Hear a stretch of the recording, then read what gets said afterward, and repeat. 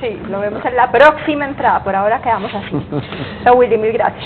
Como los sonidos de Bogotá, cómo suena nuestra ciudad, los diferentes, cada sitio, cada rincón tiene detalles, ¿no? Que son acompañados por las imágenes, que los empezamos a entender y empezamos a comprender nuestra ciudad cuando hacemos un poco de silencio en medio de esta jungla de cemento y escuchamos los sonidos de Bogotá.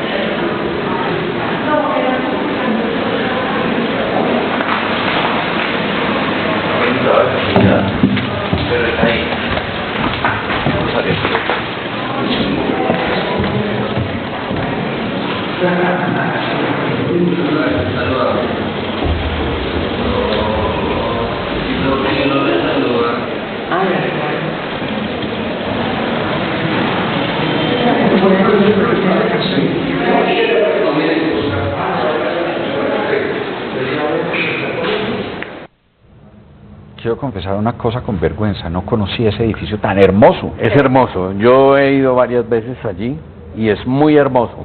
Usted por donde pasa es todo como, digamos, de la época de la colonia, le da a uno la impresión de que está, No, pero con cosas muy modernas.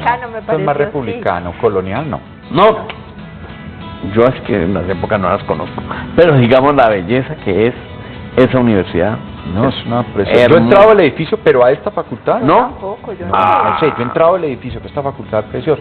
Y esos sonidos, ¿no? Obviamente, los pasos, el murmullo, el la estudio. solemnidad, ¿no? Igual, porque hay silencio, un respeto por lo que está pasando en ese edificio, pero yo tampoco había entrado y eso es lo bonito de Despierta Bogotá, que nos permite entrar a lugares de la ciudad que descubrimos juntos. No era el día de la graduación, precisamente. No. Un día, sí, un día de trabajo. La universidad tiene una característica, detrás hay unos museos.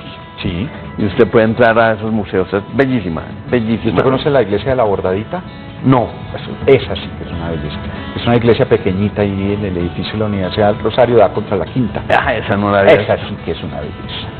Hoy es viernes y el cuerpo lo sabe.